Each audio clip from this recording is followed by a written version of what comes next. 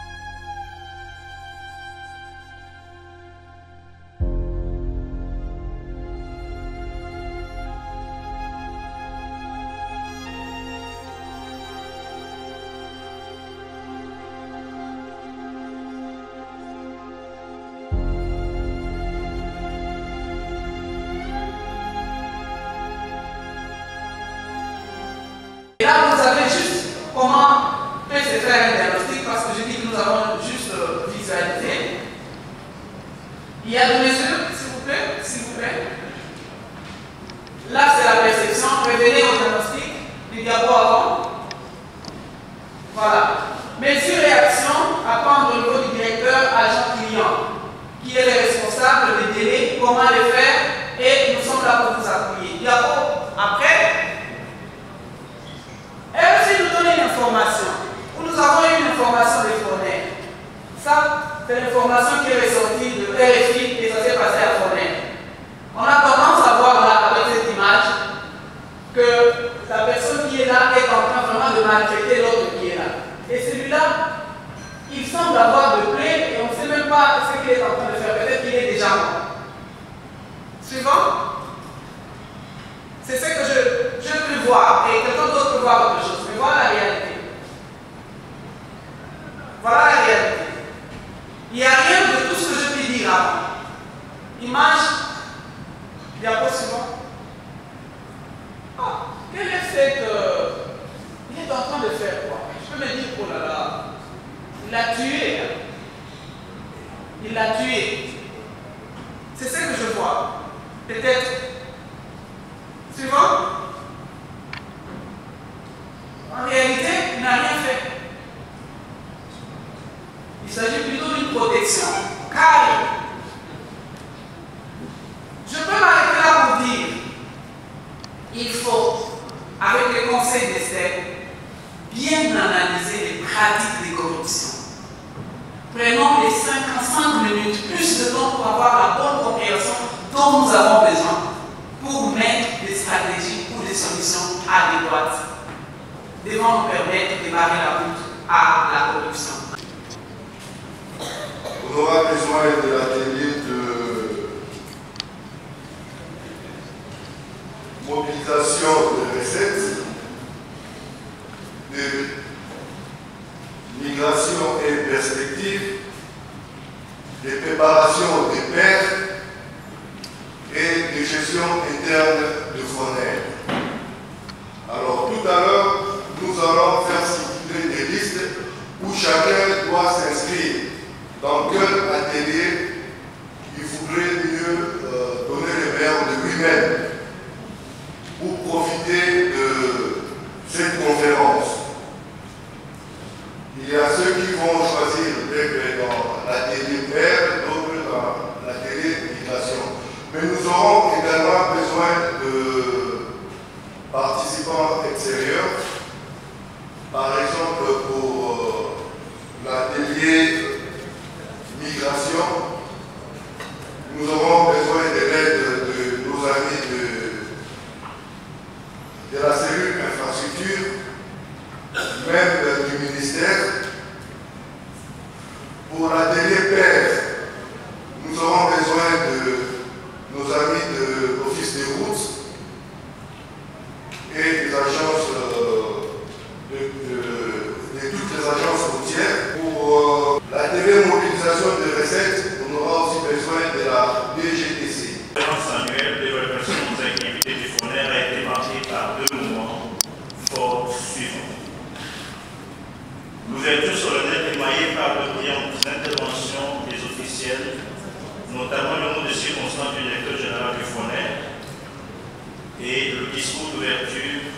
par le directeur de cabinet représentant de son Excellence, M. le ministre d'État, ministre des Infrastructures et des Travaux publics.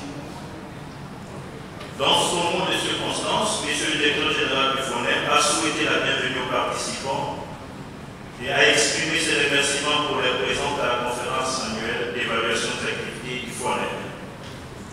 Il a souligné l'importance de l'évaluation des activités du FONEP, qui est une pratique fondamentale pour assurer une bonne gouvernance efficace et efficiente.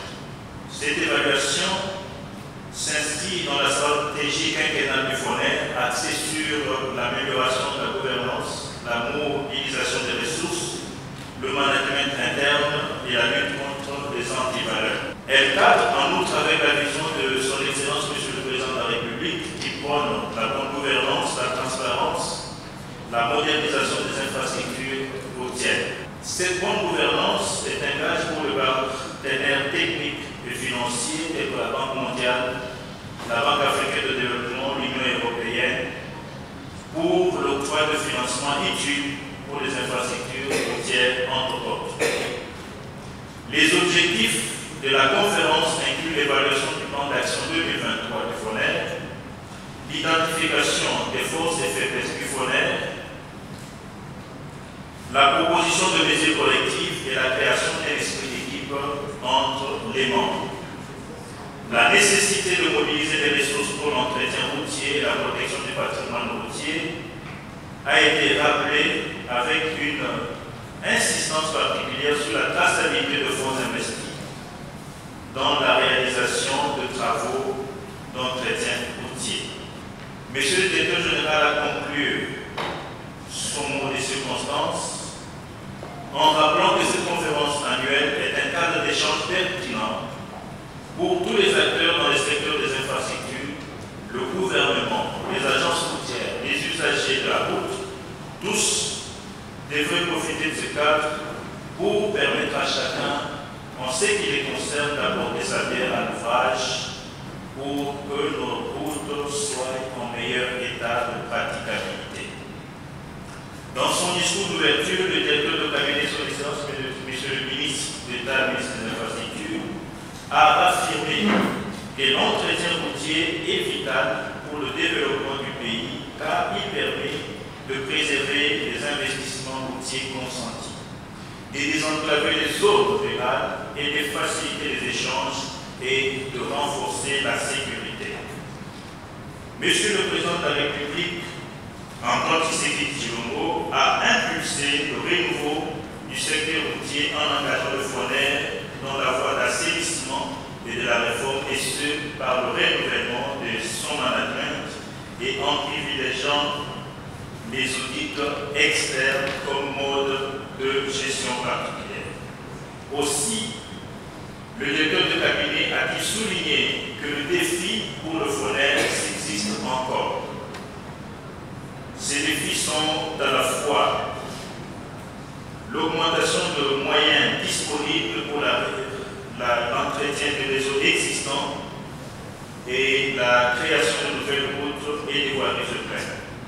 Il a insisté sur le fait que son Excellence, M. le ministre d'État, ministre des Infrastructures et des Travaux publics, attend recevoir des recommandations fortes à l'issue de cette conférence qui se veut un cadre idéal de change entre intervenants dans les secteurs des infrastructures routières. Première remarque, je me donne une demande simplement qu'elle puisse, comme elle a promis d'ailleurs, pouvoir diffuser l'avant-projet de loi, ça permettra aux uns et aux autres, surtout dans des secteurs qui sont très sollicités parce qu'il y a des gros financements qui tournent là-bas, comme les infrastructures, les mines et l'énergie, l'environnement, l'eau potable, de pouvoir envoyer ces projets de loi aux entités qui sont en charge de ces questions-là pour qu'ils puissent avoir la possibilité de faire valoir et montrer et apporter des contributions d'efforts et aussi par rapport au contenu du texte qui sera proposé.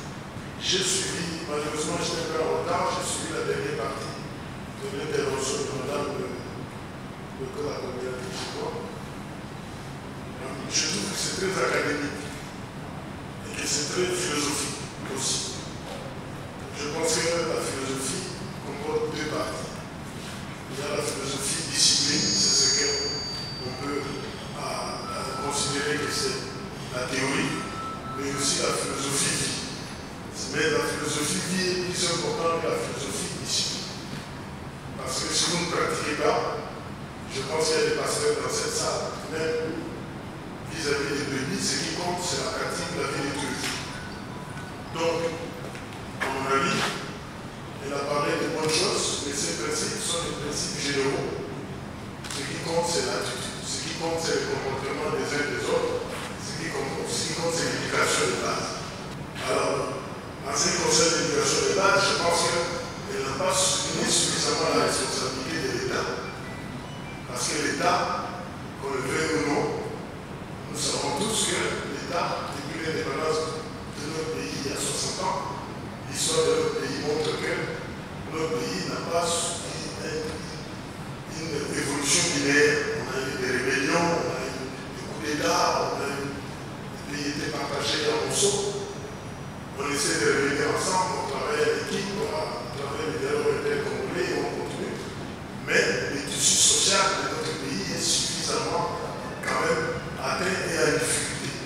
La preuve, c'est que nous, de l'Ancien Testament, comme je suis là, nous, on a une éducation différente de ce que les enfants ont aujourd'hui. Nous, on ne paye pas les minérales. Moi, j'ai passé des examens, je n'ai jamais payé à l'université des frais pour passer l'examen. Parce que l'examen est un droit. Plutôt l'interrogation du professeur est un droit pour l'étudiant. Donc on ne peut pas mettre l'étudiant en position de payer de l'argent à un professeur ou à une institution. Parce que c'est l'État qui organise l'éducation. Donc je crois que la responsabilité de l'État ne me paraît pas suffisamment mise en exergue dans cette question telle qu'elle a exposée. Malheureusement, elle n'est pas partie. Je pense qu'on va fidèlement transmettre mon observation, parce que si on veut avoir des cadres responsables, il faut que l'éducation de base puisse être solidement organisée pour que les enfants qui sont du secondaire, du primaire, puissent monter au secondaire en ayant assimilé la famille. Or, aujourd'hui, les enfants quittent l'école primaire pour aller au secondaire, parfois il n'a jamais vu un banc, parfois il n'a jamais vu un pied, parfois il n'a jamais touché à un bic, autre qu'un pain, ou un bic de marque bic. Donc, il y a un problème. Les enfants terminent le secondaire, ils ne savent pas écrire. Ils ne savent pas écrire. Quand ils écrivent une ligne, vous avez des cartouches partout.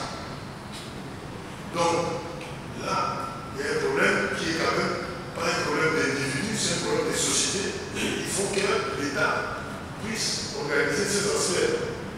Il me reste que 2 minutes. Aujourd'hui, j'en ai très discipliné. Je dois payer les 2 minutes.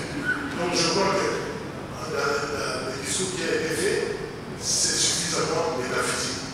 Il faut que nous descendions sur terre pour voir que la réalité dans ce domaine-là est qu'il faut que l'homme, dans le travail qu'il fait, puisse avoir un revenu qui les mette en mesure de travailler 25 jours, de se reposer le week-end, de parler français, de boire un verre avec les amis, sans pour autant chercher à agir sur la base des comportements qui ne sont pas orthodoxes. Donc l'éthique, à mon avis, c'est une vue de l'esprit. Il faut que les gens soient bien payés d'abord pour qu'ils puissent exercer correctement leurs attributions. Nous, citoyens, nous qui sommes dans les institutions qui ont un niveau de rémunération relativement confortable, on peut avoir des codes de bonne conduite, ça c'est sûr, mais celui qui touche $300 par mois, avec lequel nous allons dans les mêmes marchés, il ne faut quand même pas lui demander de faire autrement que ce que nous voyons. La tracasserie a un fondement dans l'économie. On se dit là, les policiers, moi j'habite à Bemba, les policiers du Cameroun, ils sont dans une maison où on a fait des familles par chambre. Alors à partir de ce moment-là, qu'est-ce que vous voulez que ces policiers la fassent? Vous ne devez pas avoir les policiers que nous voyons sur la route. C'est un homme complètement en déséquilibre. Il n'y a pas de toilettes là-bas, il n'y a rien là-bas. Donc ce type-là, vous dites qu'il va faire la police, c'est bien, mais il dit bonjour à tout le monde parce qu'il essaie de rentabiliser cette opération. Ça, c'est une nécessité économique.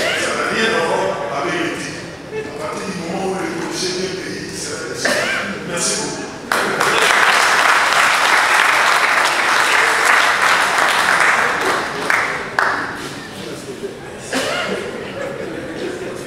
Merci beaucoup, monsieur le coordonnateur.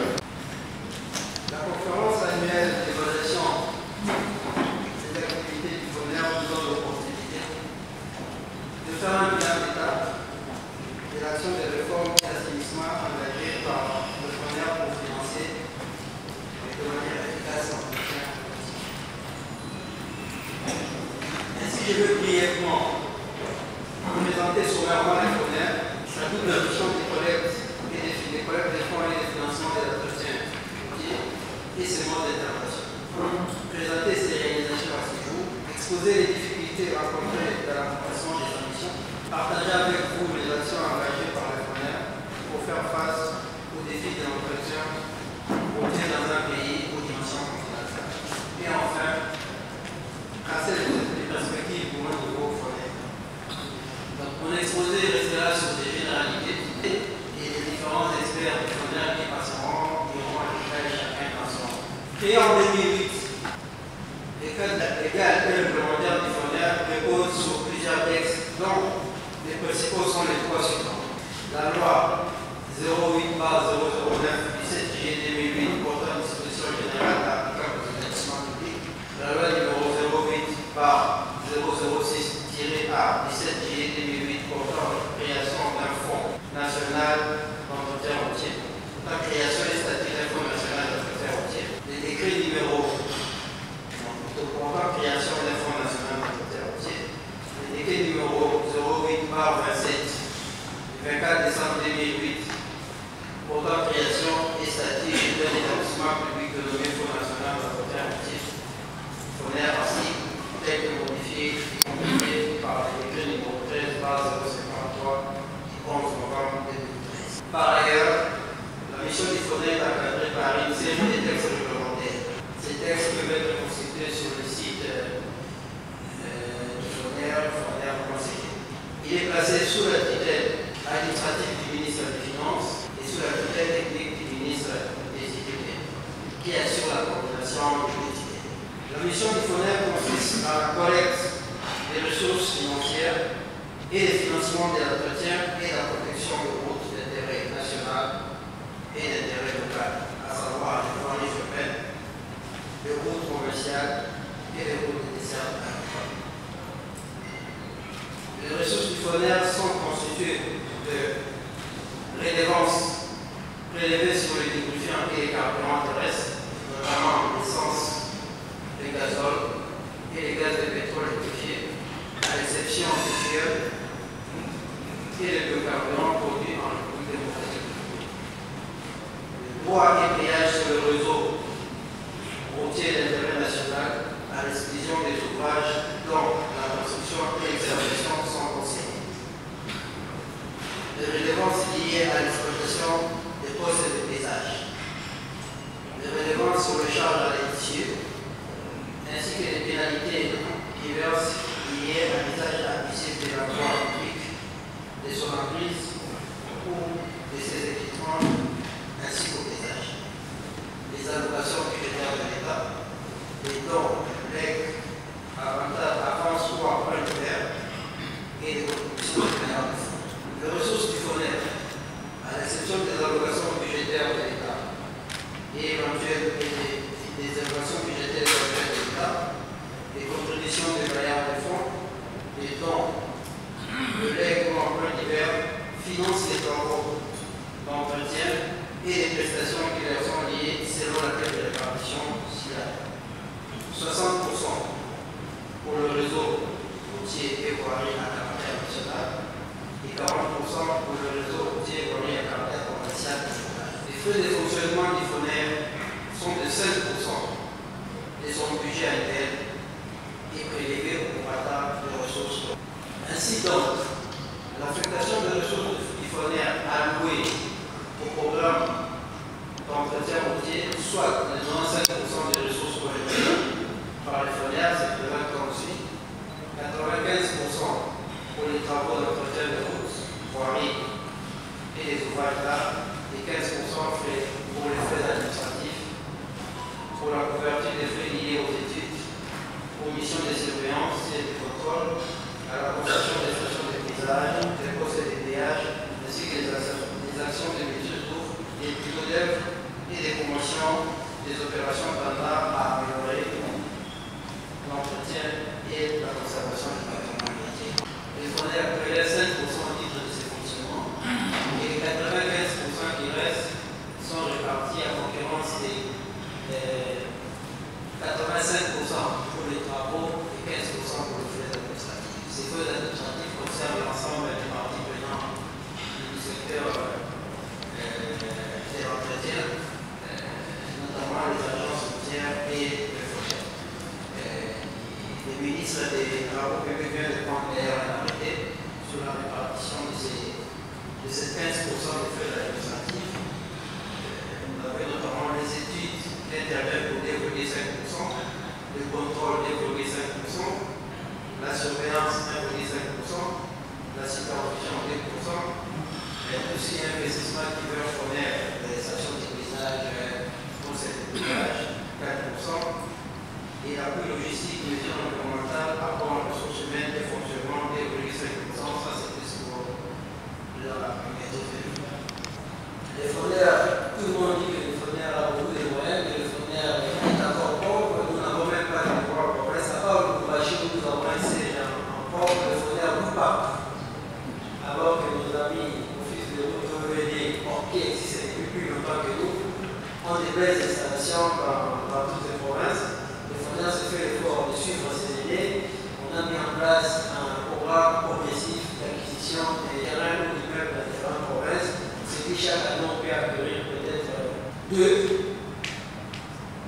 pour faire du mandat du comité de gestion et du conseil d'administration actuel, théoriquement le mandat de 5 ans, à la fin qu'on puisse équiper les FONER dans toutes les provinces de la République. Il est également prévu à Kinshasa, on construit un beau siège du FONER, donc on va détruire le bâtiment dans lequel nous sommes maintenant, et il y a aussi sur les concessions de marché qui est lancée avec la vie.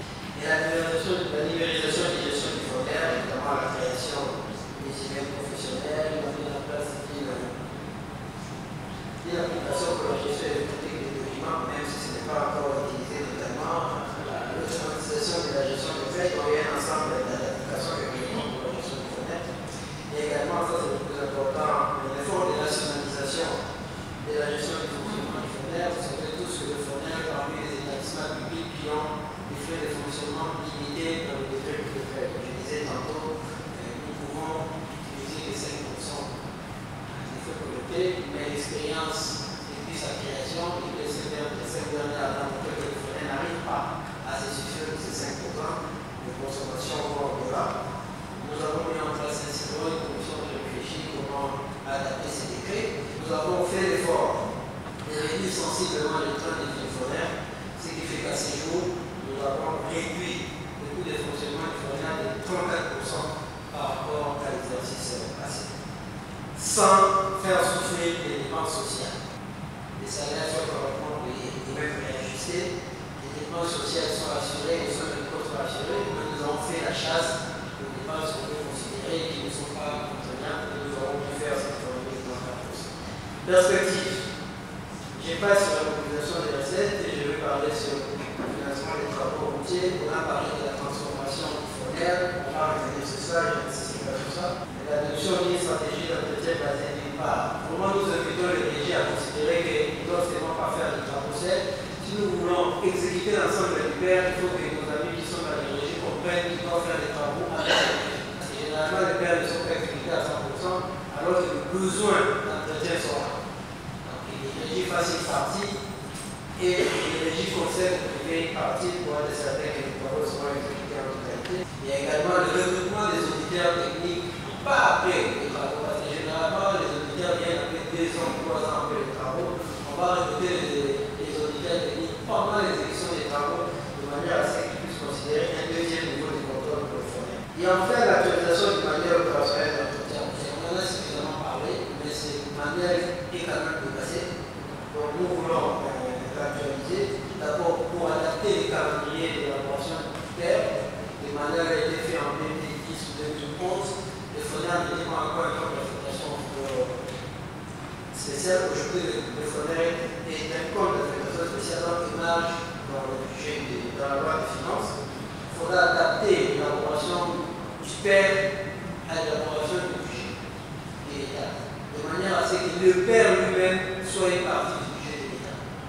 Si on arrive à faire ça, le père général est mort. De manière à ce que les perturbations que nous avons dans le père, parce que par moment on n'exécute pas le père, on exécute des projets d'urgence qui viennent retrouver l'exécution du père. Ça c'est le premier aspect. En même temps, il faut quand même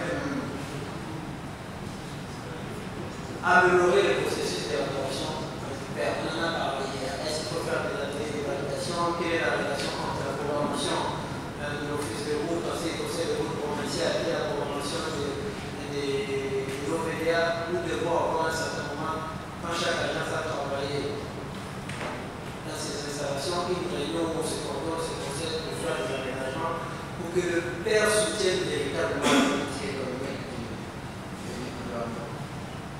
Et ensuite, rendre le père opposable. Aujourd'hui, les FONER ont dit le père que les agences routières ne sont pas concernées par le père. Ils évoquent le père quand c'est le FONER qui a assuré, ils mettent vraiment les pères, mais pour d'autres cas, ils ne considèrent pas le père. Quand le FONER avait objecté sur le père, en ce moment-là, il pose les problèmes d'opposabilité du père. Donc, le document qui sera amené, validé par toutes les parties prenantes, le FONER va proposer que ce soit la cellule d'infrastructure qui conduit ce débat parce qu'il est quand même un peu arbitre, il n'est pas directement concerné parmi les financiers et par les agences routières qui nous aident à mener ces processus de manière pour savoir un outil à mener et que le ministre prenne un arrêté d'application du manuel pour qu'il soit opposable à tous les parlementaires. Voilà, en gros, désolé, monsieur, là, vous venez de le faire, voilà, en gros, la situation actuelle du FONER et je vous remercie.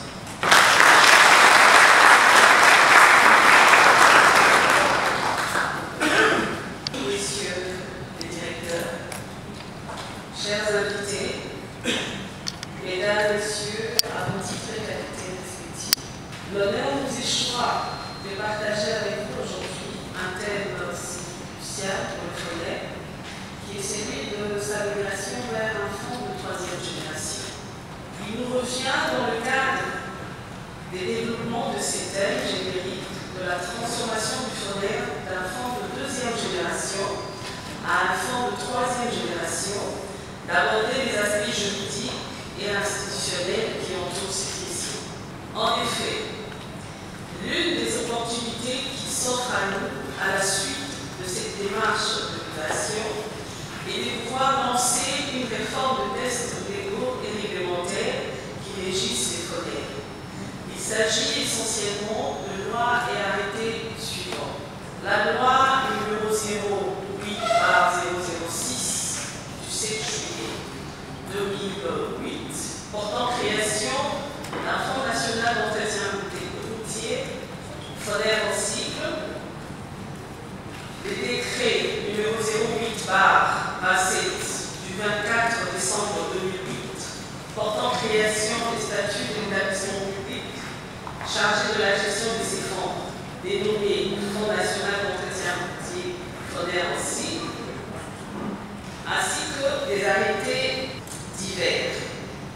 L'objectif poursuivi dans cette réforme est de pouvoir adapter le cadre légal et réglementaire du FONER par rapport à sa nouvelle mission en tant que fonds de troisième génération, ainsi que des conséquences découlant de la dite mission. Messieurs les directeurs généraux, mesdames et messieurs ici présents, pour rappel, la mission actuelle du FONER a été définie dans la loi 08/007 du 7 juillet 2008 portant création du Fonds national d'entretien routier, précisément dans son article 1er comme suit.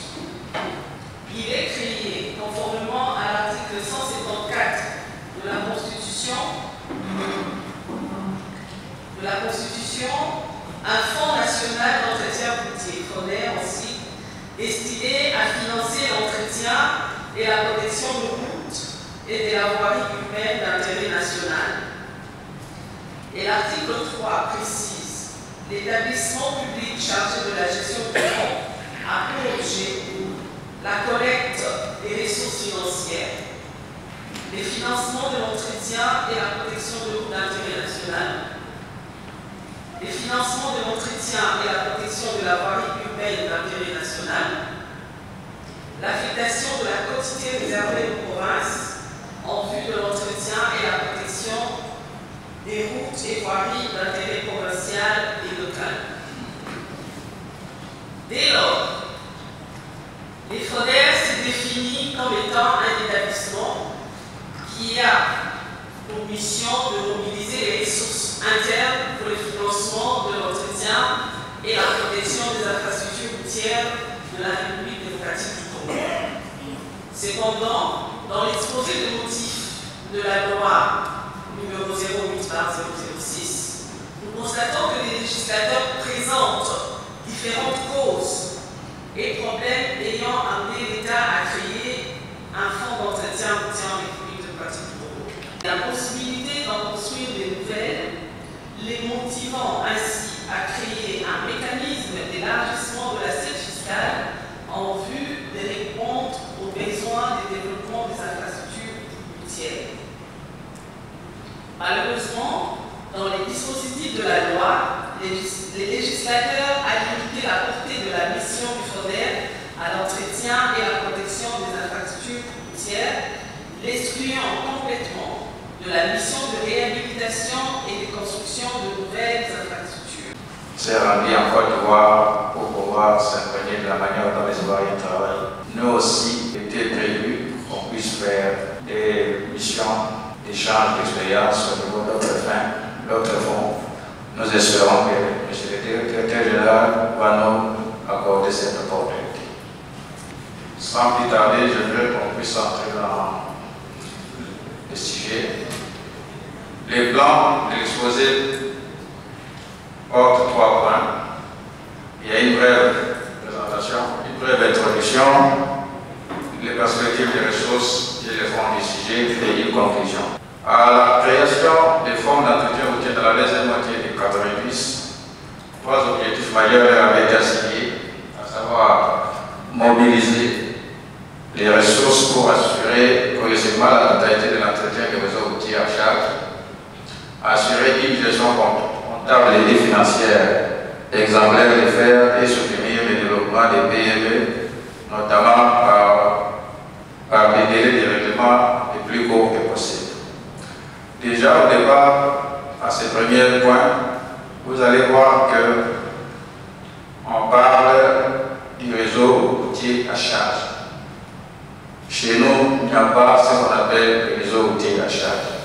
Nous, on parle du réseau d'intérêt général, du réseau prioritaire, du réseau extra-prioritaire.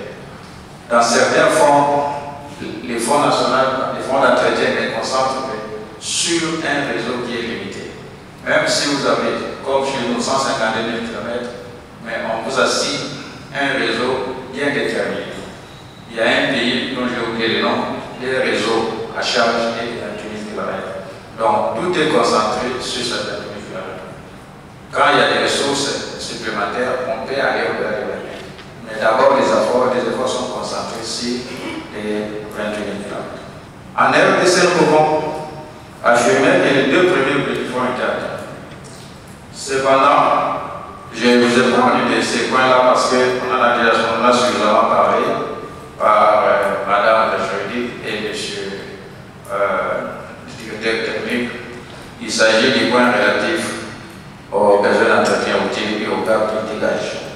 Quand le directeur technique a parlé de ces points, il a dit que les gaps devaient être comblés par les allocations budgétaires. Mais comme vous le savez, depuis que le FONER a commencé ses activités en septembre 2009, il n'a jamais bénéficié des allocations budgétaires de l'État.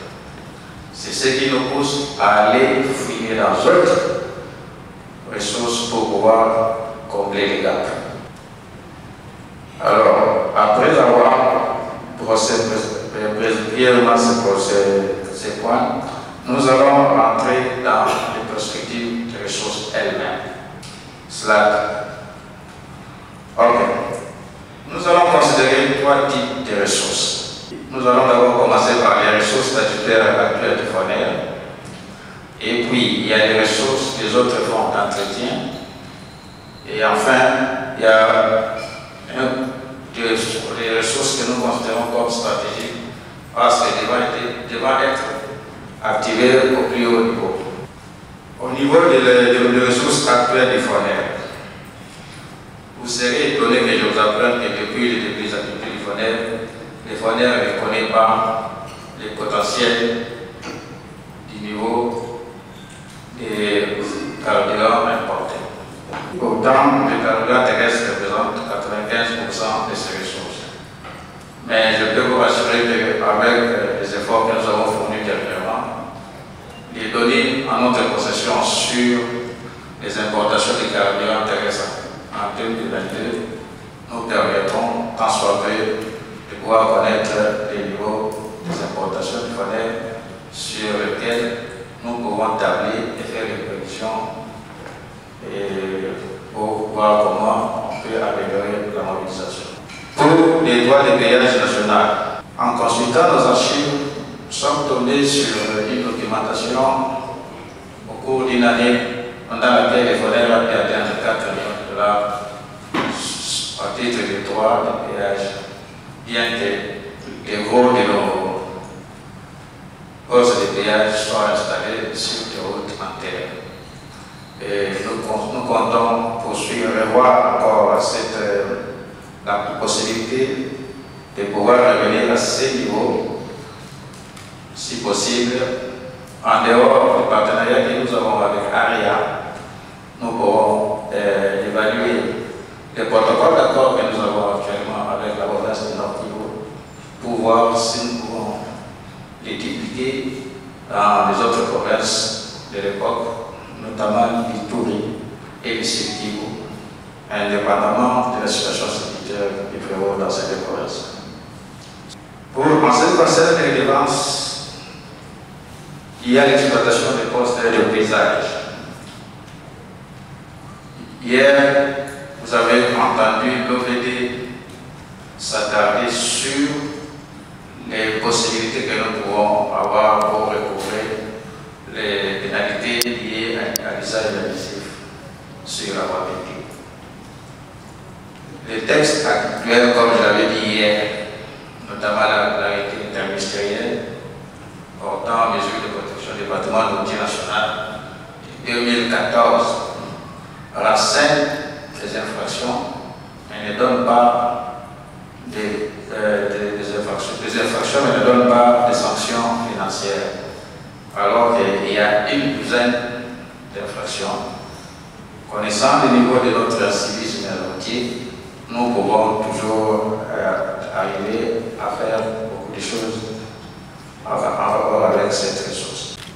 J'ai suivi avec intérêt une des présentations et j'ai retenu la notion du réseau à charge. Je ne voudrais pas poser une question, mais faire une proposition ou une recommandation au FONER qui a pour mission d'aider à l'amélioration du réseau des routes. Donc si on peut capitaliser sur la notion du réseau à charge pour plus un entretien efficace et avec effet visible. Et à cela, si on peut expérimenter des contrats de type GELIS, une expérience mise en œuvre dans le cadre du projet pour route qui a été géré par la cellule d'infrastructure, je crois qu'on a dit qu'il faut partager la tâche entre la régie et le secteur privé. L'idée du GELIS aiderait à consolider et à avoir une présence des entreprises privées qui pourront assurer un entretien permanent sur un réseau limité qu'on appellerait réseau à charge. Merci. Je suis M. Bilelson, assistant du DG BTC. Bon, ce n'est pas vraiment la question, c'est une contribution focalisée sur les directeurs techniques. Il a essayé un peu de bosser l'état historique du réseau et puis l'état actuel du réseau. Alors, je voudrais lui demander, si possible,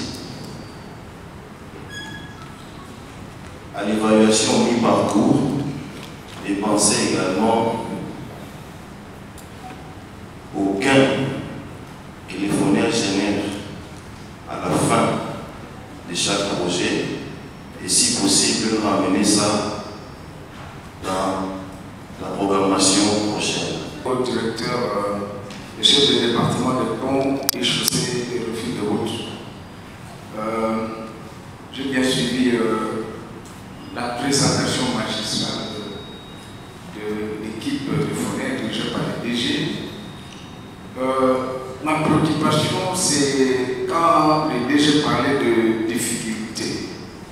Dans les difficultés, ce qu'il a dit, quand il a présenté les difficultés et les sources de solutions, j'étais un peu satisfait parce qu'il a parlé que parmi les sources de solutions, il y a la négociation avec les provinces pour recouvrer le péage concédé, dans les routes concédées. Monsieur le DG, tous nous savons que négocier avec les pouvoirs provinciaux, c'est pratiquement impossible dans ce genre-là. Parce qu'on en a négocié avec les provinces, en quelque sorte, vous voulez arracher du pain dans leur bouche et c'est difficile. Ce qu'il faut faire, moi je propose que le FONER puisse mener le lobby au niveau du gouvernement pour que les instructions fermes soient données aux provinces pour libérer le péage procéder d'une manière illicite. Une des résolutions qui est donnée juste dans la dernière présentation, là où il faudrait que le gouvernement puisse songer à donner l'instruction aux routes concédées pour rétrocéder ou bien donner une quantité au FONER, là c'est ok. Mais négocier avec les provinces, c'est impossible. Ça, on l'a connu. Et FONER l'a connu au niveau de la province orientale comme partout ailleurs. Malheureusement, parti, je pense. Je pense que si on raisonne, on peut trouver en fait qu'à la création du FONER, il y avait un réseau à charge, même si ce n'est pas dit. Parce que le principe, c'était le FONER intervient sur les routes réalisées par les partenaires extérieurs et par le gouvernement. C'est ça le réseau FONER. Même si ce n'est pas clairement dit, en réalité c'est ça le réseau FONER. Donc il peut s'élargir d'année en année, suivant qu'il y ait des interventions sur les routes de foncier dégradées. C'est ça le réseau FONER, même si ce n'est pas clairement dit. Ça rejoint d'ailleurs ce que vient de dire le DPC. À juste titre. Dans la pratique, le FONER est un FONER très américain. Parce que quand vous regardez l'intervention qui était, il a compris à la question, on doit mettre, même ce qui est dans le PER, on doit considérer ça comme une on arrive carrément à 50-60% des investissements FONER qui passent à ce qu'on appelle aujourd'hui non éligibles. Mais je ne sais pas si dans ces calculs-là, tu as ajouté tout ce qu'on appelle les spéciaux ou les avances au trésor, comme le projet Cameroun, comme le Chili Géo. On va arriver à une situation où vraiment les DPC a raison, mais malheureusement, c'est limité simplement à consacrer ça dans les textes, on va tuer en fait. Parce que dès qu'on met ça, dès qu'on fait sauter l'article 4 du décret FONER, dans la situation actuelle, on fait une réforme pour faire sauter l'article 4, on ne fera que de la réhabilitation. L'antécédent du département. C'est pourquoi il faut faire une réflexion d'ensemble et comme là, études stratégiques, trouver également des ressources innovantes pour financer et l'entretien et les investissements. Donc, il faut faire fonctionner les deux qui chargent le temps. Et si vous vous rappelez, vous êtes avec nous depuis longtemps, les amis de la cellule d'information, les craintes de la Banque mondiale, c'était 100 ans qui mettaient en place le FONER. Si on est limité par l'action du FONER, il se disait on va aller financer les investissements qui financent l'entretien. Financer les investissements, c'est un cycle de phénomène parce qu'en fait, vous avez financé les investissements 10 ans après, il faudra intervenir. C'est que vous avez financé. Si vous n'avez pas mis en place un dispositif d'entretien, on va retomber dans la même situation. Aujourd'hui, c'est 158 000 km à entretenir. Si on en fait dans 10 ans 20 000 km, on va passer à 180 000 km. Vraiment, il faut trouver un moyen de protéger, de sanctuariser le fonds de l'entretien et trouver des recettes additionnelles pour financer les investissements. Il n'y a pas de question sur. Je pense que d'autres collègues vont parler. Tantôt, M. le secrétaire général, en tant que compte d'affectation spéciale, nous participons à toutes les activités en rapport avec l'élaboration du budget de l'État. Dans sa lettre d'orientation budgétaire pour le CIDE 2024, dans les volets de recettes, le Premier ministre a informé les participants qu'il y a des accords qui seront signés en 2024 avec les pays limitrophes pour avoir des informations sur les produits bien sur les territoires. C'est en basant sur cette information que nous avons approché des services, les guichets uniques et commerce extérieur. Alors, les services nous ont déjà répondu en nous envoyant des informations et nous sommes en train de les exploiter. Et nous allons continuer à exploiter cette voie-là pour pouvoir faire des regroupements systématiques avec les informations que nous transmet la DGDR. Donc, il vous a besoin. Merci, Monsieur le ministre. Je pense que c'est une question qui mérite une réflexion assez profonde. C'est vrai qu'on a eu à exécuter les travaux par la méthode chimiste, et puis ça a réussi. Nous avons le cas de la RM4 qui s'amène à la commande. Je crois que le DPC qui est là ne va pas me contredire. On a mis l'entreprise Zénoué sur le marché parce que mettre en place ces contrats GELIS signifie qu'il faudra réfléchir en amont de l'élaboration du PER, identifier les entreprises qui devront intervenir sur les réseaux, passer le marché en mode uniforme, parce que la plupart des contrats que nous avons, ce sont des contrats créateurs. Et il y a un risque de surfacturation. C'est pourquoi il faudra que les agences routières réfléchissent sur les mécanismes de basation des marchés pour faire la procédure avant la mise en place du PER, obtenir des contrats et à l'année N, commencer les travaux et je pense qu'on aura des résultats. Concernant la préoccupation du BTC pour les soldes dans les exécutions des différents programmes, ce que nous constatons, c'est que souvent le BTC, en relevant les soldes que détiennent les agences par devers elles, souvent le BTC oublie que les contrôles aussi payés au prorata des travaux. Ça signifie que si l'agence détient le solde, automatiquement, le contrôleur aussi va détenir un solde. Mais ça, on ne déclare pas. Mais pour ce qui est des agences, on déclare. Mais il faut dire que c'est arrivé aux fournisseurs de suivre ça, mais souvent c'est des cas mitigés où on entre dans la gestion des agences. On ne voit pas l'exécution des travaux parce qu'un achat bordereau des prix. Il faudra rester dans les bordereaux pour dégager les postes non exécutés et c'est en ce moment-là que les fournisseurs devront intervenir pour dire voilà, les travaux ont été exécutés à 80% et les 20% on peut capitaliser ça ailleurs. Mais quand l'agence a reçu 100 000, ses charges, les prix unitaires, vous savez, ça rémunère beaucoup de postes. Vous avez l'entretien du matériel, vous avez les problèmes de reconditionnement. Tout ça, le BTC parfois ne dit pas. Mais on nous dit, l'entreprise avait 100 000, elle reste avec 10 000, et sur quelle base on doit pourchasser ces 10 000 parfois, ce n'est pas dit dans le rapport du BTC. Mais on en tiendra compte. Merci. Question un peu différente du directeur technique en ce qui concerne le BTC. Le BTC intervient effectivement sur base d'une quantité liée au prorata du montant du projet, mais je pense que quand c'est fixé, ça devient fixe.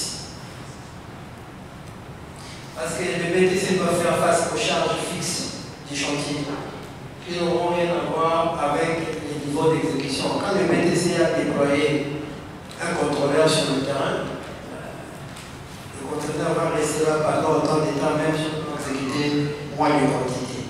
Donc c'est vraiment des choses qu'il faut regarder. Mais c'est moi ce qui m'inquiète, c'est sur les agences. Nous devons nous assurer quand même sur la traçabilité des fonds investis. Quand il y a un solde sur un projet, le BTC dit qu'il y a un solde sur le projet, si l'agence ne partage pas ça, il doit pouvoir donner législatif qui montre que ce solde-là n'est pas réel. Quand le solde est mis dans un rapport de contrôle, parce qu'il s'agit des quantités qui n'ont pas été mises en œuvre, donc il y a de l'argent. Là, le méthode devait être, c'était 100, DPC n'est pas d'accord avec moi. C'était 100, on a exécuté 80, c'est vrai. Bon, maintenant, on ne dit pas que parce que le BTC dit qu'il y a un solde, que c'est ça, mais l'agence doit pouvoir répondre au rapport du BTC, disent non, vous vous trompez, le solde n'est pas là. Mais si le solde est là, il est évident de capitaliser. Parce que sinon, on peut se poser des questions, il va où?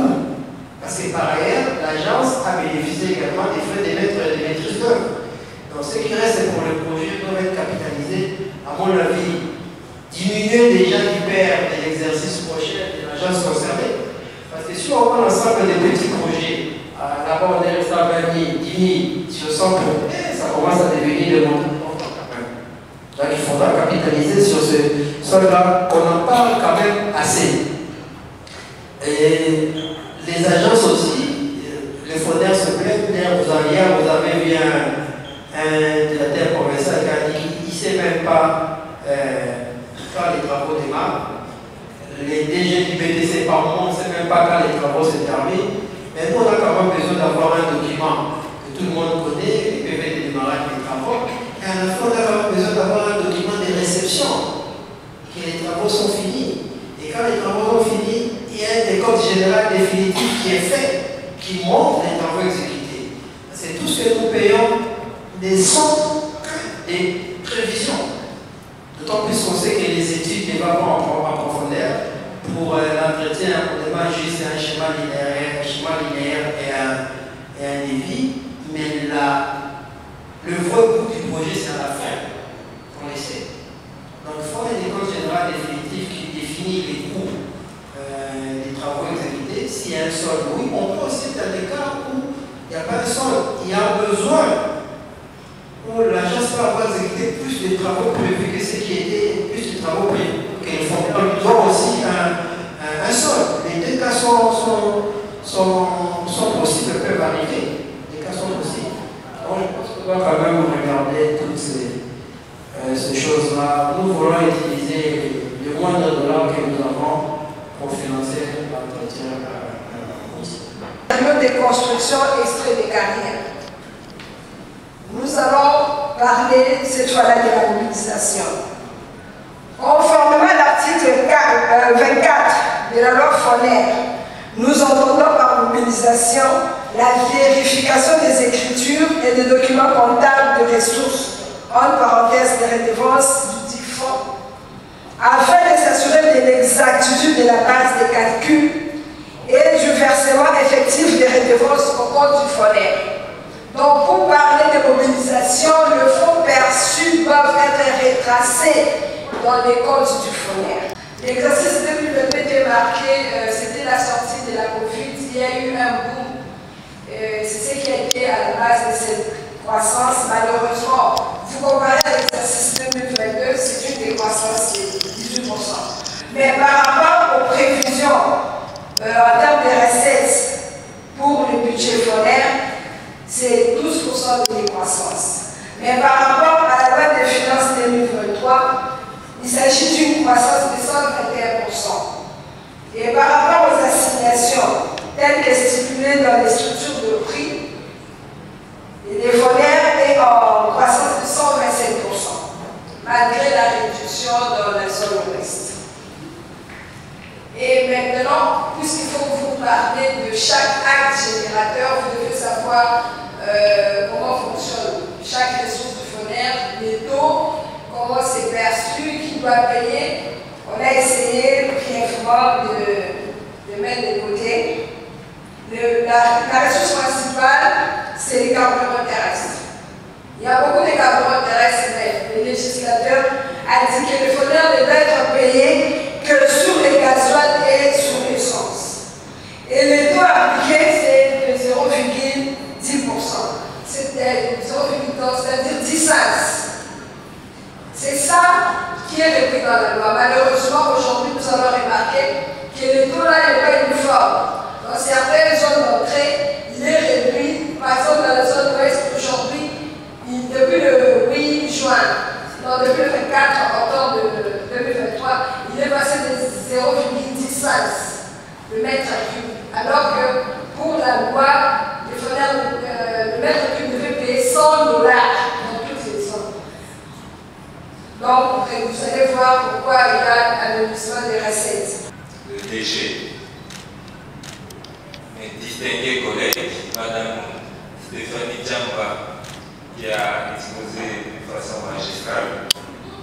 Et comme vous savez, le fonds, tout était tourné sur les fonds. Donc, si je dois aller en profondeur, je vais devoir me répéter. Tout ce qu'ils ont dit, ça tourne sur les fonds. Ben, je vais quand même exposer un peu sur, et je vais être bref, comme a dit le modérateur, Yambo, M. Yambo, parce que je sais que sinon il va m'arracher la parole très bientôt, sur un protocole qui est la clé à ce jour des récoltes des recettes de la défense foraine. C'est le protocole d'accord qu'on a signé avec la DGDA. Je constate que nos collègues de la douane ne sont pas venus aujourd'hui, mais ils étaient là hier. Ça s'explique. Nous étions avec eux au Sénat jusqu'à 23h hier, 22h, donc c'était assez. Ils sont assez fatigués pour eux, par rapport au budget 2024.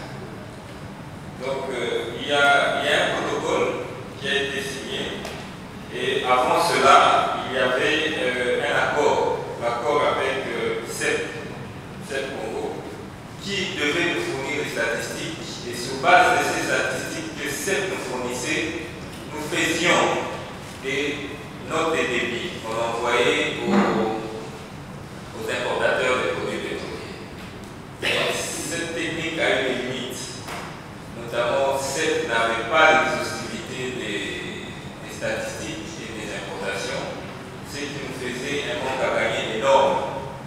De ces faits, le FONER a dû se tourner vers la DGDA. Ainsi, nous avons signé en date du 15 mars 2012 un protocole d'accord de collaboration sur la perception des dépenses fournières et la mise en place d'un comité de suivi. Et je précise en ce moment. Cela a constitué le cadre légal qui nous a liés à la DGDA. Maintenant, vous comprenez pourquoi la plupart de nos difficultés, c'est tourner vers la douane. Mes collègues DP en savent quelque chose. Si on s'adresse au directeur en demandé, j'aimerais savoir de manière concrète quelles sont les ressources que le FONER peut utiliser afin de pouvoir créer au fond de la troisième génération. Car il a parlé de plusieurs ressources. Deuxièmement, il a parlé d'une autre ressource, de l'augmentation du taux de redevance sur les carburants. Cette augmentation-là n'influencerait-il pas l'augmentation du coût du carburant au pays? Et troisièmement, c'est une préoccupation au directeur général par rapport à son intervention quant au sol créditaire du BTC réclame. J'aimerais savoir comment le FONER peut-il réclamer le sol alors que l'entreprise, généralement les rapports qu'on a, ce sont les rapports qui renseignent les travaux non encore achevés. Bon, on ne sait pas comment réclamer alors que les travaux sont encore en cours. Et j'aimerais bien que le BTC nous transmette des rapports finaux pour permettre de réclamer officiellement le sol que détient l'entreprise. Merci. Question que je désire faire au directeur financier, c'est par rapport aux 4 services qui sont aux frontières. Il y en a 4. Mais en pratique, nous voyons qu'il y a beaucoup de services qui continuent à œuvrer à la frontière. Par exemple, il y a FPI, il y a... Quand vous allez par exemple au niveau des Kassomalais, ça vous verrez que FPI affecte quelques agents au niveau de whisky qui sont là. Vous voyez aussi les agents de la DGRA. Effectivement, il y a 4 services, mais il y a aussi des services non apparents. Par exemple, il y a les services de sécurité comme ANER. Il n'est pas dans les 4 services, mais il est dans les services non apparents.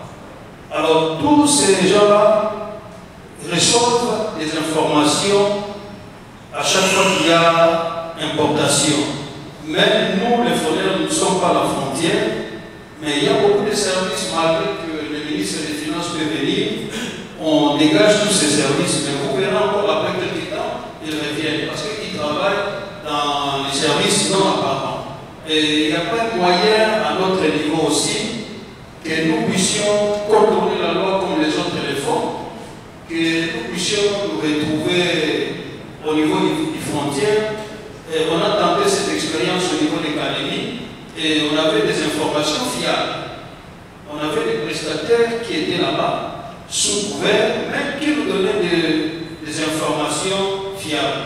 Est-ce que nous ne pouvons pas aussi le faire en travaillant sous couvert ou bien dans un service non apparent pour avoir des informations fiables? On a tenu, par exemple, nous sommes l'exercice 2023, nous comparons avec l'exercice 2022.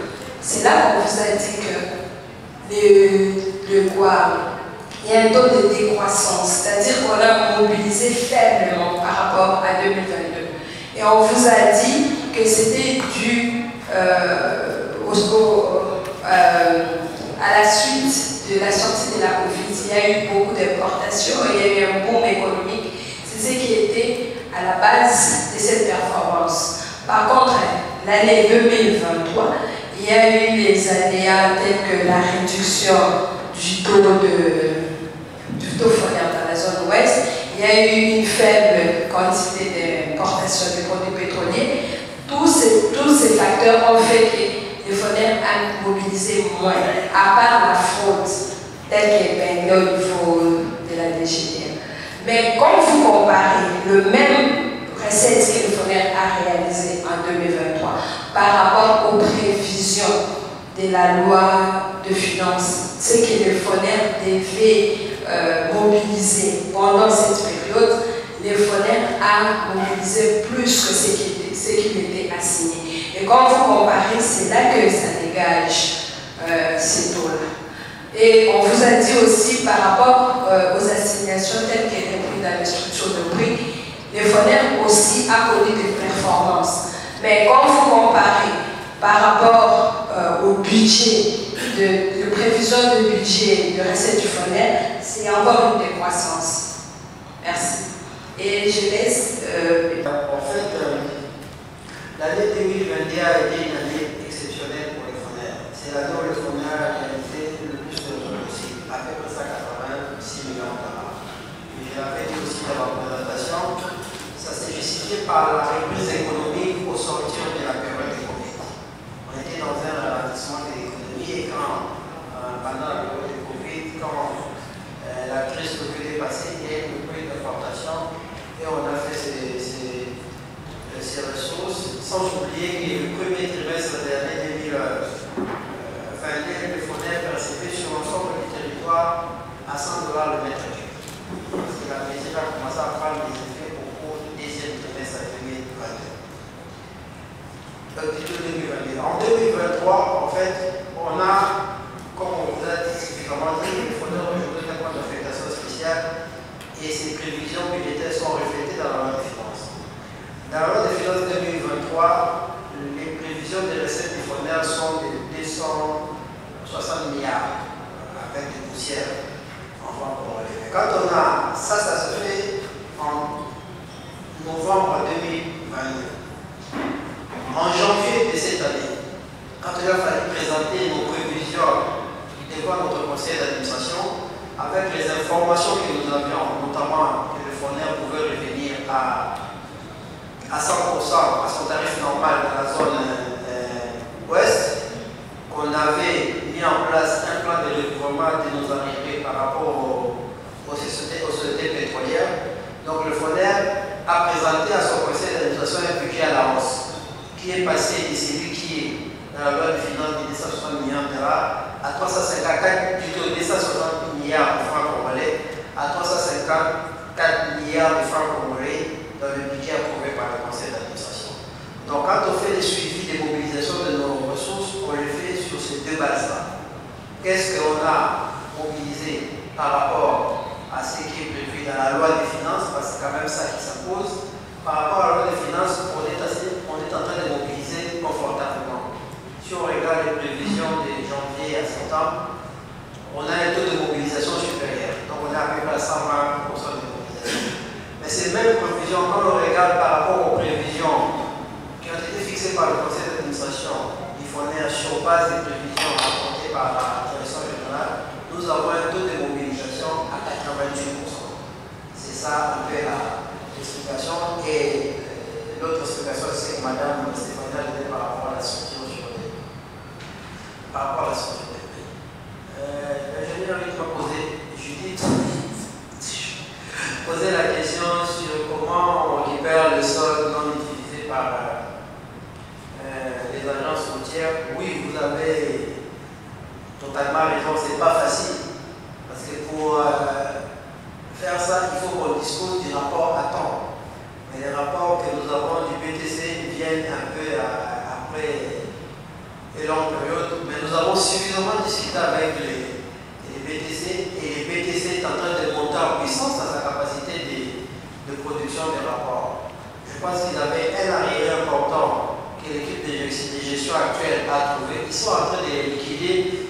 Progressivement, il arrivera un moment où le BTC sera à jour avec ses rapports et que ce problème sera facile à régler. Mais en dehors du rapport de BTC, nous avons aussi des états d'avancement. À partir des états d'avancement certifiés, nous-mêmes, nous pourrons savoir que le projet n'a pas été exécuté en totalité, qu'il y a un solde. Donc voilà, c'est des choses que nous pouvons mettre en place. Mais après aussi, l'agence va pouvoir faire l'exécution, va pouvoir faire un rapport sur l'utilisation des ressources. Nous avons parlé suffisamment d'une manière de l'entretien routier. D'une manière oblige les agences à faire des rapports sur l'utilisation et les affectations de ressources reçues du FONER. Nous avons plusieurs instruments qui peuvent nous permettre de capter ça. Bon, maintenant, c'est vrai. Est-ce que ce sera possible de capter ces situations à la fin d'un exercice de manière quand on commence de nouveau, on puisse capitaliser et reporter les sols? Ça sera peut-être pas difficile, ça sera peut-être pas facile. Mais maintenant, même en cours d'exercice, si on a l'information définitive de notre entité de contrôle, le BTC, qui dit sur le projet XY, on a fait des bénéfices, donc on a fait il y a des reliquats, il faut bien qu'on se mette à table avec les agences routières concernées pour qu'on discute de la question. Ça sera peut-être difficile qu'ils reversent, mais on peut considérer ça comme des avances sur le projet en cours d'exécution. Donc il y a plusieurs techniques, mais ça demande quand même un dialogue permanent avec les agences routières pour régler cette question. Je pense que la question s'arrête là. Directeur provincial du Bandundu. Sa préoccupation était de savoir si les résolutions du protocole d'accord sont communiquées à l'intérieur du pays aux agences de douane. Bon, d'emblée, c'est pas au FONER d'aller communiquer cela, c'est aux agences à l'intérieur du pays. Ce qui est certain, c'est que la direction générale de la douane est informée. Nos directions provinciales sont informées. Donc, si vous constatez, comme ça a été le cas, que certains de vos collègues de la douane à l'intérieur du pays ne le sont pas, vous avez aussi le devoir de leur dire, parce que vous êtes informés, vous avez tous les éléments par rapport à cela. Le FONER ne sera pas communiqué à tous les postes de la douane, on n'a pas ce réseau-là. Donc, vous pouvez aussi, les directeurs peuvent faire le relais quand ils ont l'information.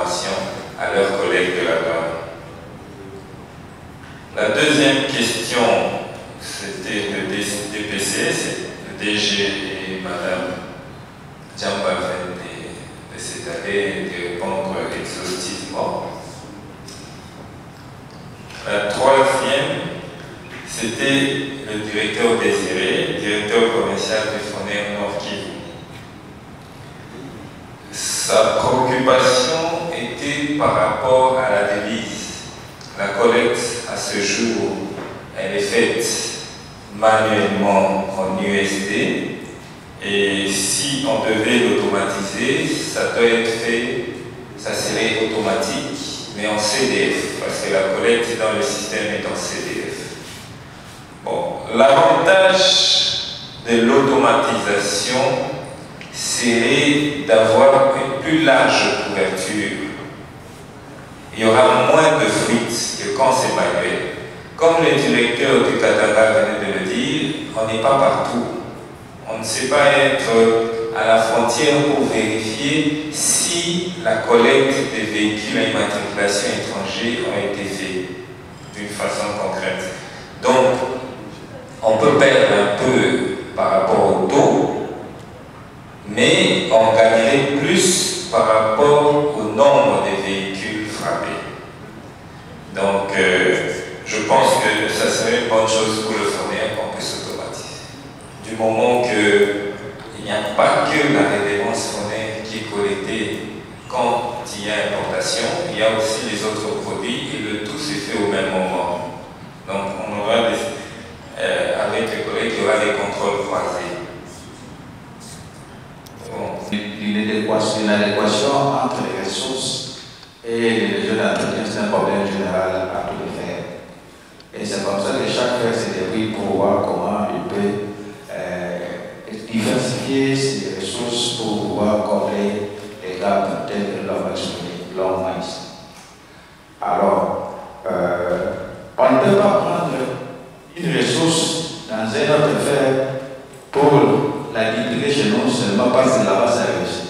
À un certain moment, j'ai posé le problème du potentiel. Qu'est-ce que ça apporte? Il y a un arrêté interministériel qui est sorti récemment sur le permis de conduire. Ça fait plus de 5 ans qu'il n'y a pas de permis de conduire dans ces pays. Et aujourd'hui, on va produire le permis de conduire.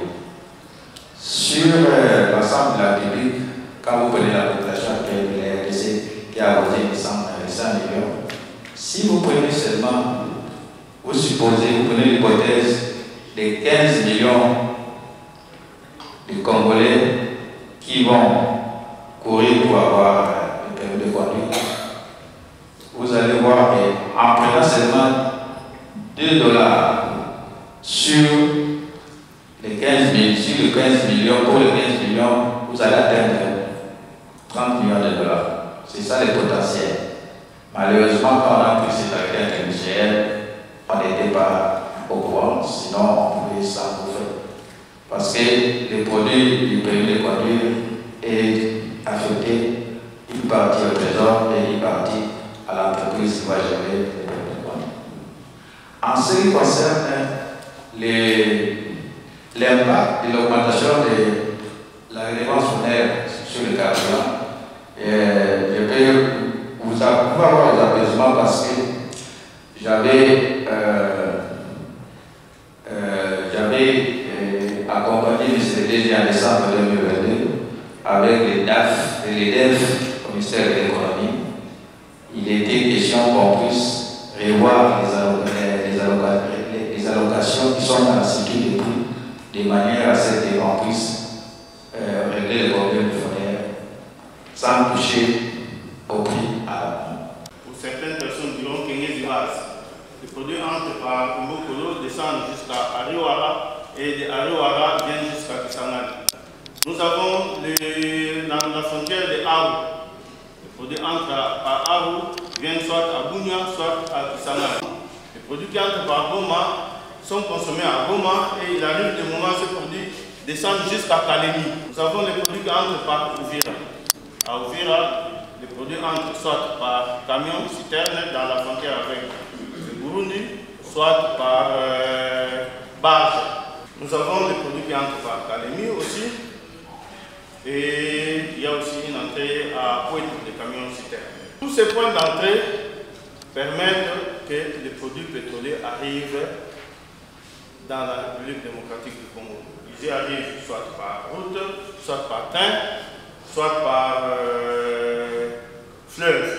Le ministère a signé, le gouvernement des pays a signé le contrat de marquage moléculaire avec la société Authentix qui le fait, et il utilise 3 molécules. La première molécule, c'est la molécule de mise en consommation qui concerne les produits qui vont être consommés dans le pays. La deuxième molécule, c'est la molécule, disons, la première molécule de produits consommés dans le pays, mais commercialisation. Donc, la molécule de commercialisation. La seconde molécule, c'est la molécule de produits qui ne vont pas payer les droits de l'État. Et la troisième molécule, c'est la molécule de produits qui vont aller en transit. Ça, je le connais. Moi, je suis que l'OCC avait fait un mauvais choix de l'identification des produits pétroliers d'importation. Pourquoi ne pas faire comme les autres pays à l'Est, de marquer les produits pétroliers plutôt par couleur, où tout le monde peut identifier à partir de la couleur au service que c'est un produit exonéré ou encore un produit à mise en consommation pour tout le monde. Et que la couleur à l'importation reste la couleur d'origine qui est connue de tout le monde. Et partant cela, tout le monde peut aider tout le monde à identifier les cas de fraude. Que ce soit les fournisseurs, que ce soit les agences de renseignement, que ce soit le FIDA, la DGDA et encore autres citoyens. Merci. Vous avez parlé des 3 zones d'entrée de produits pétroliers. Que pensez-vous de la zone nord compris dans la structure du prix? Est-elle une zone d'entrée, oui ou non?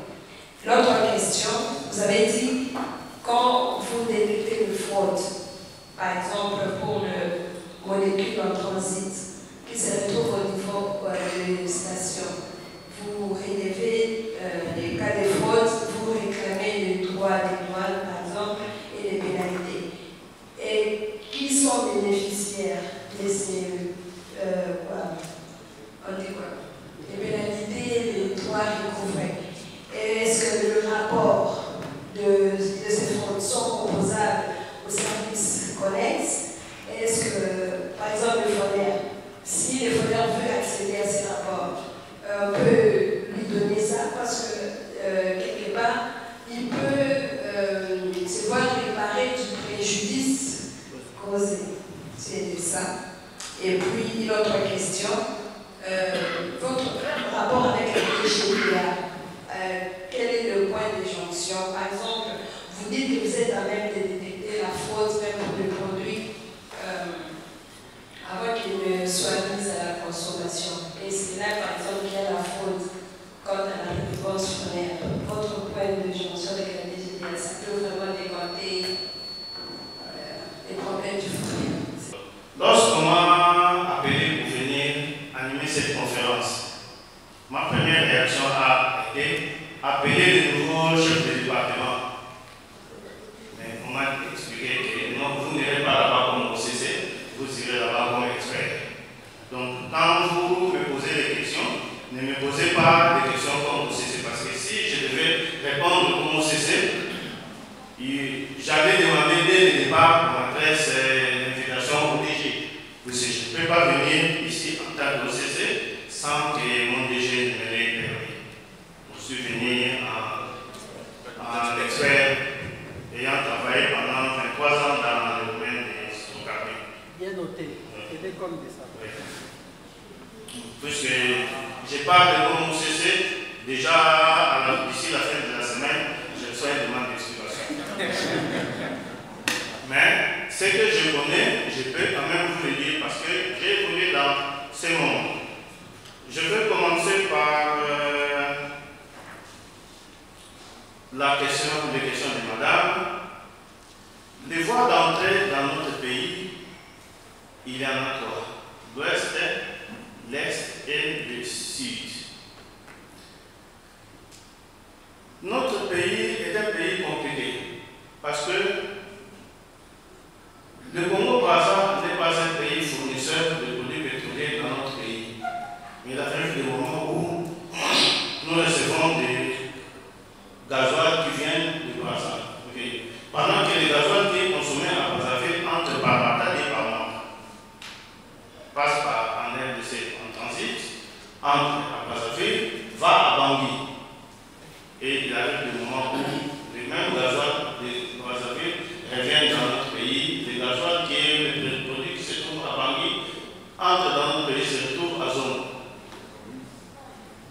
Si nous regardons la carte d'Afrique, nous constaterons que les produits pétroliers, il n'y a pas de structure, de routes qui peuvent permettre l'acheminement des produits pétroliers de la Côte d'Ivoire jusqu'au nord de la RDC.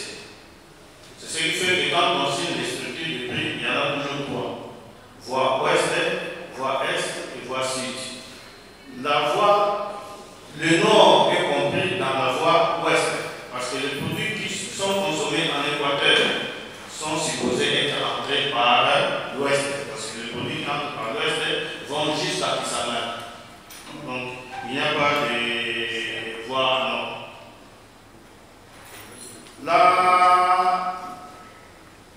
Dans l'arrêté qui a organisé la structure de prix, on a mis deux structures à l'intérieur.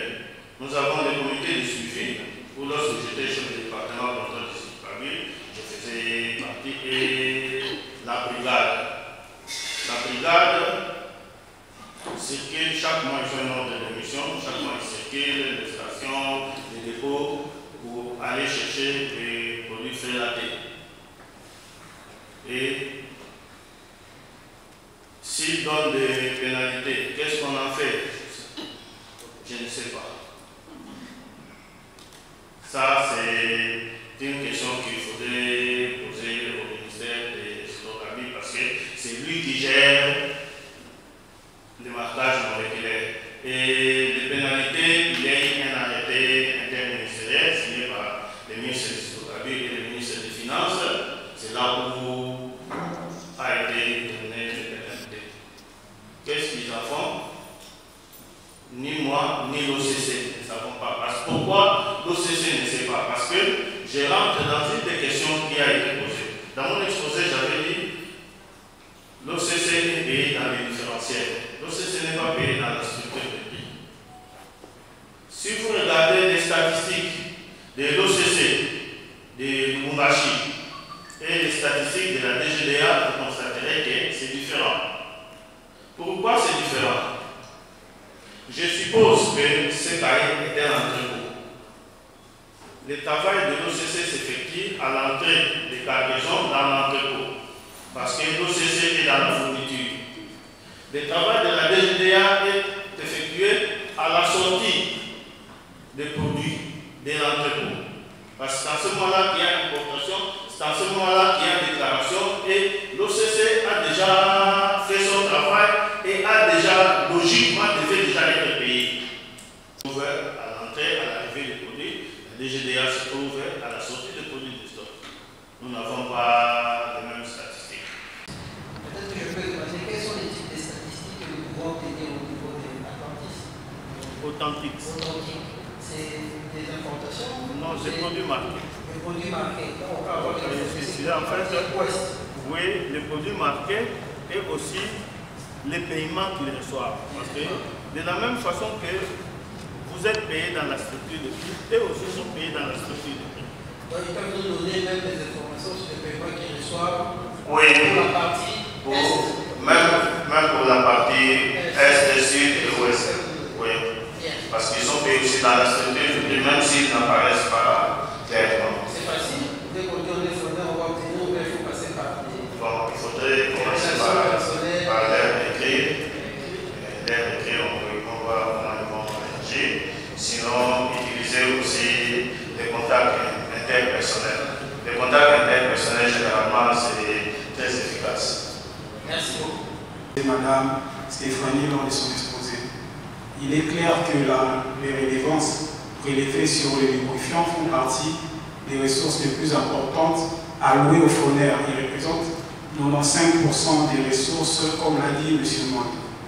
Cependant, avec l'arrivée en flèche des véhicules électriques et dans les années à venir, la baisse de l'utilisation de l'essence, des gasoil et autres, je pose la question, comment l'entreprise prévoit-elle de mobiliser ces ressources dans un contexte où les véhicules électriques sont de plus en plus courants? Y a-t-il des plans ou une stratégie que les fournisseurs puissent utiliser pour adapter cela afin de continuer à bien mobiliser ces ressources et que cela ne puisse pas nuire à l'entreprise à l'avenir?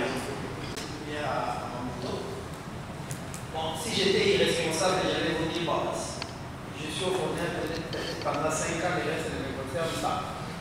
Mais comme je ne suis pas de ces natures, on réfléchit à la question. Et si vous voyez l'exposé tantôt de nos collègues sur l'application du Foner, et en particulier les utilisateurs Mandé, on est déjà en train de réfléchir sur les ressources de domaine pour les Foner. Il a parlé notamment de la possibilité d'avoir une référence sur les produits, plutôt les batteries électriques. Il a également cité un certain nombre de dépenses, notamment une quotité sur la TVA prélevée sur un certain nombre de biens. J'ai été étonné qu'il ne parle pas de la TVA sur les batteries ordinaires, sur le blé, parce que tout ça participe à l'issue de la route. Donc, il y a une réflexion qui s'est faite. Si on arrive vraiment à terminer cette réflexion, qui va être conclue parce que nous avons une équipe qui travaille depuis après, ils sont sérieusement avancés dans l'analyse. Donc, on a besoin quand même de structurer un peu la réflexion pour sortir. On va probablement recruter un consultant qui viendra nous appuyer dans cet exercice. Vous savez que les membres de cette commission ont également leur tâche quotidienne de travail, donc ce n'est pas évident. On va peut-être prendre un consultant qui sera fédérateur, un catalyseur pour arriver à des réflexions bien ficelées et faire des propositions sur une modification des textes du Foner et aussi sur les